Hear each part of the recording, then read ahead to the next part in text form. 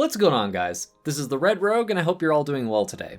As many of you have probably seen, Legion Time Walking is here, as well as probably the source of the most broken mice, headsets, and keyboards of all World of Warcraft, the Mage Tower. This new version has a lot of, we'll say weird quirks and changes to it, with the biggest grievance across most discussions being the lack of using any Legion-related effects and basically no borrowed powers of any sort, despite our characters having tier sets, artifact weapons, and double legendaries while this Mage Tower was active back in the day. Well, life always finds a way, so instead of relying on borrowed powers, many players have found ways to min-max the Mage Tower with lots of old gear, old enchants, weird weapon choices, and all sorts of other stuff. However, due to all this, many players who might want to squeeze out a little extra damage for their challenge are finding atrociously high prices for things that used to be nearly worthless.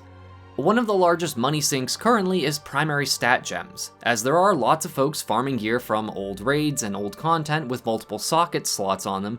There's an entire sub-economy to just these socketed armor pieces and spreadsheets devoted to each character and class at this point, but for most folks I've seen, they're just grabbing things from like Siege of Orgrimmar's heroic and mythic difficulties, as they're pretty easy sources for lots of sockets. However, finding primary stat gems on any auction house right now is going to break the bank for a lot of players that don't have a decent amount of gold due to these absurd price hikes that a lot of realms are seeing. So to help everyone out, I figured I'd show you folks a quick video on how to get your own stat gems and even meta socket gems for basically no investment at all other than like an hour or two of flying around and mining ore, and killing a couple random dudes here and there. We'll be venturing to my favorite continent of all for this video, Pandaria. Here we'll find arguably the easiest and fastest way to get your hands on some +3 primary stat gems and meta socket gems too. This is really easy to do, so hopefully this video helps save you some gold if you're trying to do the Mage Tower on any characters, and maybe this will make it a little easier if you're on like an alt or a character you don't play that much. I already have one character who's pretty much maxed out on jewel crafting from Pandaria using this method, as well as learning how to make gems that I can sell too, but for this video, I'll be starting with a completely untouched Demon Hunter alt of mine so you can see the process from start to finish. For this test character, we'll be picking up mining and jewel crafting. If you already have an alt that has mining as a profession, then you can just use them to farm this, but to make the footage easier to follow, I'm just going to use a character that's going to have both these professions. In Pandaria, there are only 2 neutral trainers for mining and jewel crafting that I could find, and both are located in the Jade Forest.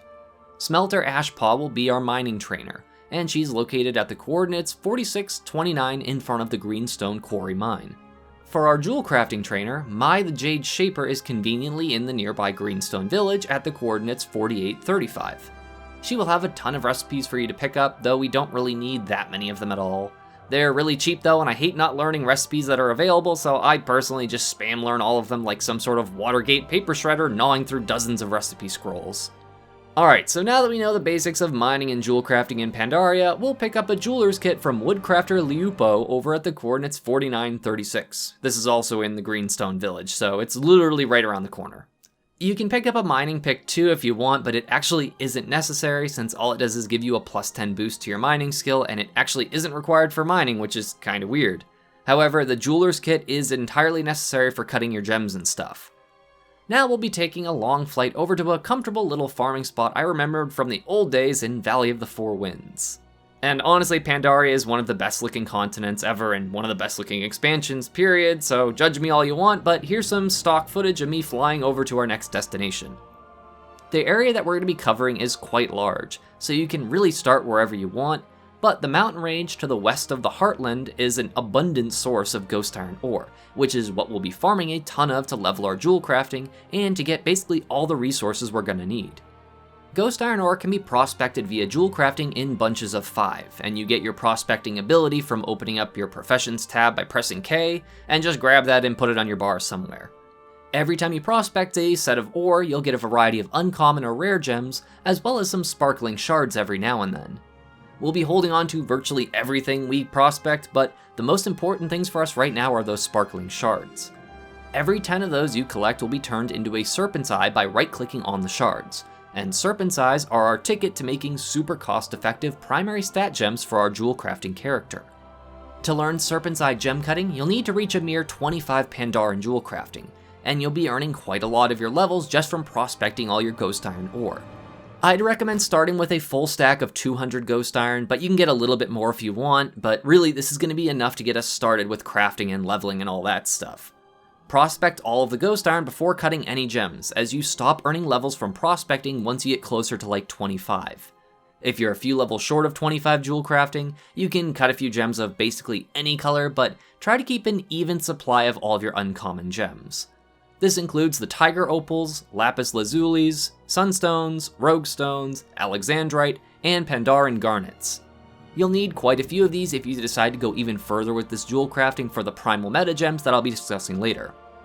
If you were to stop at this point though, you'd already be able to save yourself a ton of money, since Serpent's Eye gems are basically guaranteed and farmable quite quickly since you get sparkling shards from any Pandaran ore that you prospect. And once you're at level 25 jewel crafting, you can cut any of the +3 primary stat Serpent's Eyes that you want, which include Bold being +3 strength, Brilliant giving +3 intellect, and Delicate giving +3 agility. These cut Serpent Eyes are bind on pickup however, so you can only use these on the jewel crafter that cuts them, and the gear that you're putting this into has to be at least item level 38. For the Mage Tower, you want gear as close to item level 50 as possible, so this really isn't much of an issue. Depending on how much time or gold you want to save, you can actually buy uncut Serpent Eyes on the auction house since those are not bind on pickup, and they sell for a fraction of the price of the other +3 primary stat gems that you can get, such as the Primordial Rubies. Again, because you can't sell the bind on pickup epic Serpent Eyes once you cut them into a primary stat gem. If you want to save yourself a little more money and maybe even make some money though, you can learn to cut Primal Diamonds. These are meta socket gems, which were a kinda unique gem that only went into meta sockets. These are exclusively on helmets, and often give a +3 to a stat as well as a special effect, such as increasing how much damage and healing your critical effects do. The recipe for Primal Diamonds are a world drop, so you can get them from killing basically anything in Pandaria. However, there is a much more predictable way of earning these designs. In the old days, there was a minimum jewel crafting level for these to start dropping, so to play it safe, I'd recommend getting your jewel crafting to at least 50 since that's what mine were at when I started seeing them drop, but I didn't really test it any lower than that. But to be safe, hitting 50 is really easy with all the gems you have lying around, since any uncommon gem you cut will give skill points up to level 60. We'll be heading to the Guo-Lai halls in the Vale of Eternal Blossoms. However, there is one thing you'll need to do first. As you might already know, the Vale of Eternal Blossoms was besieged by the Black Empire of N'Zoth during the Battle for Azeroth expansion, so the enemies here are really annoying. We'll instead be going back in time by talking to Zadormi, an NPC located atop the Mogushan Palace. She'll be at the coordinates 8032 overlooking the Vale. Speaking with Zadori lets us revert Vale back to its Mist of Pandaria iteration, which is much more pleasant and suits our needs perfectly.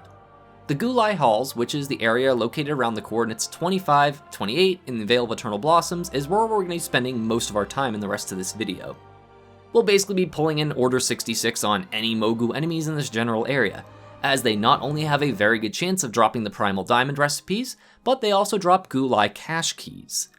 These keys are used to open chests within the Guo-Lai Halls, which happen to drop Primal Diamond recipes as well. You can hold multiple cache keys at a time, so you can stockpile a bunch if you want before sprinting through the floor traps in the halls.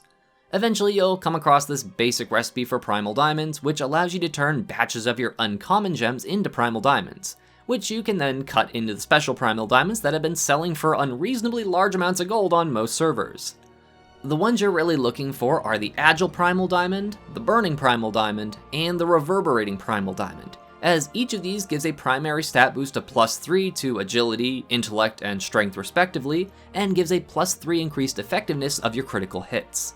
Again, this isn't really meant to be a gold making guide, as the prices out there on some realms are frankly insane, but with all your proficiency in Pandaran jewel crafting, you could use this to recoup some of your losses if you've been going at the Mage Tower a lot and burnt through some of your earnings. The primary stat versions of the Primordial Rubies are going for quite a lot of money considering how old they are, and you can learn to craft those by doing your daily research, which requires 3 Primordial Rubies, or if you have Spirits of Harmony, you can instead use the Secrets of the Stone research method. This requires 3 Spirits of Harmony each time you use it, but it has no cooldown, and it seems to give the Primordial Ruby recipes first. Spirits of Harmony can be bought on the auction house, or you can find them in those Guo-Lai caches that we've been farming in this video. Your other more reliable method is to farm Motes of Harmony, which drop in quite a large number from trash mobs in Pandaria raids such as the Heart of Fear. You can turn 10 Motes of Harmony into a Spirit of Harmony by right-clicking on it, or you can check if the Motes of Harmony for some reason on your auction house are cheaper than the spirits, which happens more often than you would think considering 10 of them turns into a spirit, which is kind of weird. Again, this is really not a gold guide since this is to help people not have to spend money, but I just wanted you all to know how exactly the whole system works so you can level your jewel crafting and maybe save some money so you don't have to pay ridiculous amounts to the price gouging going on right now without putting in a ton of effort. I'd say in less than 2 hours of farming, even on a high population realm like Area 52, I was able to get my Demon Hunter's jewel crafting high enough to make all of his own stuff without having to spend basically any gold at all. Anyways folks, I hope this video helps you out with your Mage Tower shenanigans. I don't foresee Blizzard nerfing these gems because honestly there is no more room to nerf them with how many gems you need and the sockets you have to put on your armor to get even a noticeable impact on your Mage Tower performance. But hey, an extra 5 or 10% primary stat is a solid DPS gain and can give you that slight edge you might need to finish a Mage Tower challenge, especially with how crazy tight some of the DPS checks are in them. If the video does prove helpful, feel free to leave a like or a comment, or if you have any questions, then feel free to ask. As always, my appreciation and gratitude to all of my viewers, and especially my patrons, who all help make these Shiba Shenanigans possible. Thank you all so much for watching. This is the Red Rogue, and I'll see you guys around.